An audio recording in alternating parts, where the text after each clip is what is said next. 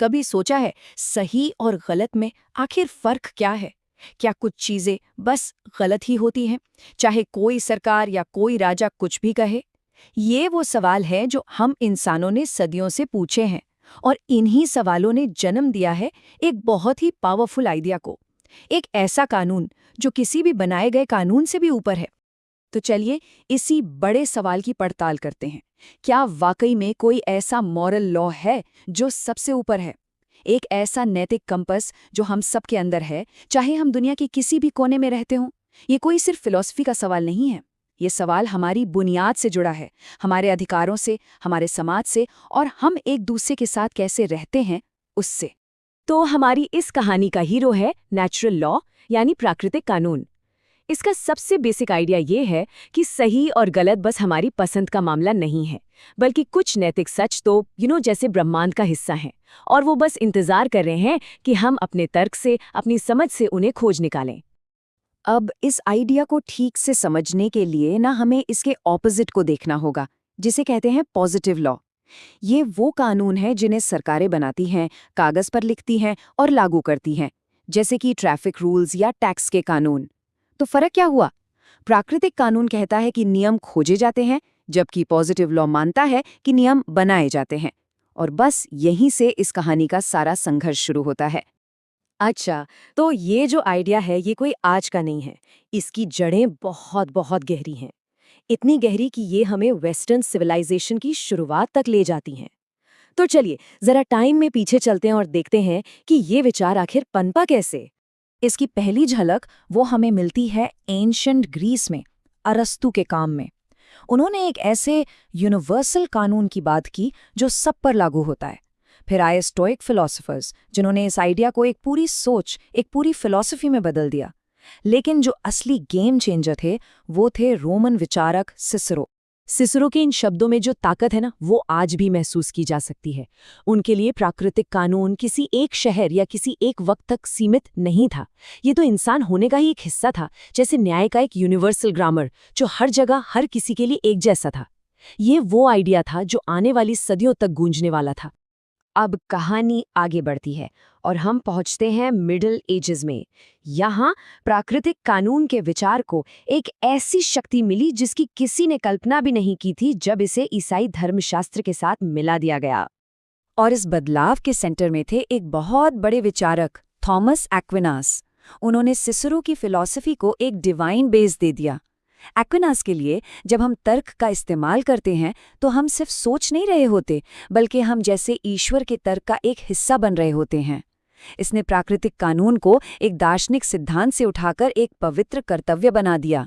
Aquinas ने इसे एक बहुत ही सिंपल लेकिन जबरदस्त आइडिया से शुरू किया, अच्छा करो और बुरे से बचो। लेकिन फिर उन्होंने जो कहा उसने तो जैसे इतिहास ही बदल दिया। उन्होंने कहा कि कोई भी इंसानी कानून जो इस सिद्धांत को तोड़ता है, यानी जो अन्यायपूर्ण है, वो असल में कानून है ही नहीं। जरा सोचिए, ये कितनी बड़ी बात थी। इसका मतलब था कि अब एक राजा के कानून को भी अन्यायपूर्ण कहकर चुनौती दी जा सकती थी। अब सदियों तक तो एक्विनास का आइडिया ही चलता रहा, लेकिन फिर दुनिया बदल रही थी, साइंस और रीजन का जोर बढ़ रहा था, और कहानी में एक जबरदस्त ट्विस्ट आता है। एक ऐसे विचारक आए जिसने सब कुछ पलट कर रख दिया, थॉमस हॉब्स। जहां एक्विनास की दुनिया अच्छाई और भगवान के तर्क पर टिकी थी, वहीं हॉब्स ने उस दुनिया को देखकर कहा, नहीं, सब कुछ डर का खेल है।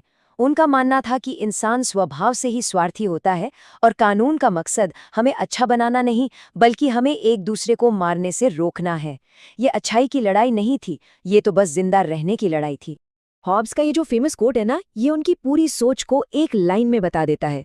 उनके हिसाब से सरकार के बिना जिंदगी पूरी तरह से अराजकता है, केओस है।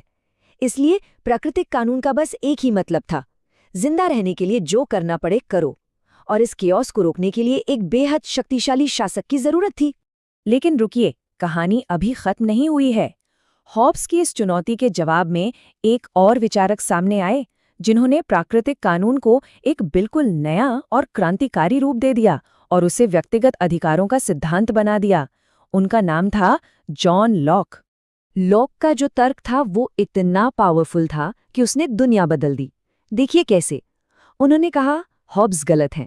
सरकार बनने से पहले भी प्राकृतिक कानून की वजह से हमारे पास कुछ अधिकार हैं, खास तौर पर जीवन, स्वतंत्रता और संपत्ति का अधिकार। और सरकार का सिर्फ और सिर्फ एक ही काम है, इन्हीं अधिकारों की रक्षा करना। और अगर सरकार ऐसा नहीं कर पाती तो लोगों को उसे बदलने का पूरा हक है। और ये सिर्फ कोई थियोरी बनकर नहीं रह गया। लॉक के ये शब्द सीधे सीधे अमेरिकन डिक्लेरेशन ऑफ इंडिपेंडेंस में उठाए गए। जीवन, स्वतंत्रता और संपत्ति बन गए जीवन, स्वतंत्रता और खुशी की तलाश। ये एक आइडिया से लेकर एक क्रांति तक का सीधा सफर था, जिसकी नींव प्राकृतिक कानून के विचार पर रखी गई थी। तो सवाल ये है कि ये हजारों साल पुराना आइडिया आज कहाँ है?